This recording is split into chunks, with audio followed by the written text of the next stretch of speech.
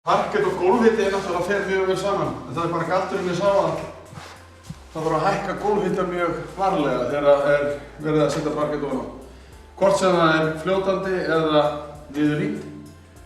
Og við ætlum að setja hérna svona hljóðeinangrandi undirlag, bara svo að það heyrist ekki mikið hérna niður fyrir, þó þetta sé í kjallara.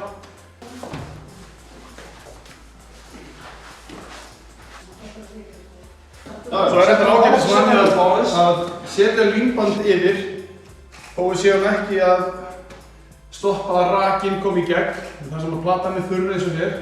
Þá ágætis vanið að setja límband yfir og það bara til þess að undirlagi fari ekki á hreyfingu þegar við þurfum að ganga á því og leggja á það. Það alltaf 6 til 8 mm fannröð á parketti undir vegg, alveg saman hvort það fljótandi eða niðurlínt.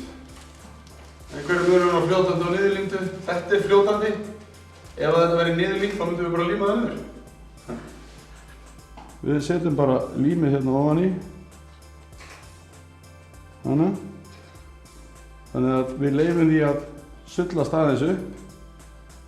Pínlítið, svo erum við bara með tusku við henduna og þurrkum það af. Svo líka hægt það sem þetta svona skakt. Það er að skjóta línu hérna á dúkinn. Og leggja fyrst eftir honum, saga svo borðið upp við vegginn. Þetta bara misjafnt eftir aðstæðan. Það í raun og veru engin lögn eins.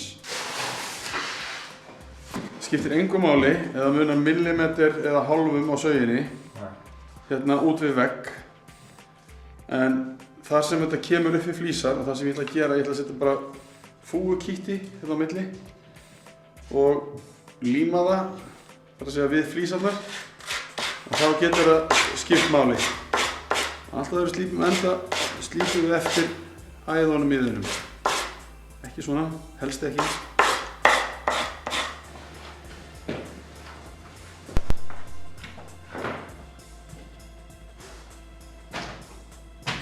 Nú er búið að leggja neðra borðið. Nú erum við búin að leggja borð í beinni línu eftir skotlínunni og svo setjum við annað ofan á.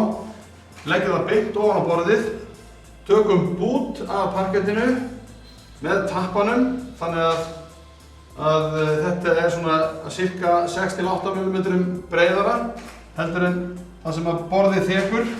Síðan leggjum við kubbinn hérna upp við, blýantinn á og strikum eftir og þar af leiðandi verður borðið þetta sem við fer hérna upp við, það leggst alveg upp að veggnum og tekur alveg sveigina í sig. Það má taka strikið sko.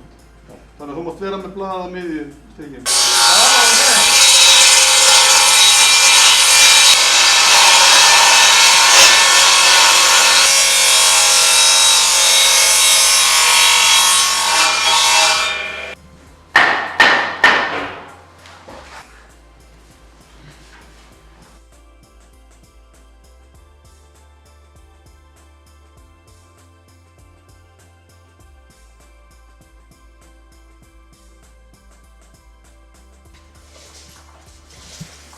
Það er bara working late. Það þýðir ekki að vera að þessu fram á jólum. Nei, þetta er að vera rosalega flott. Já. Í alvöru.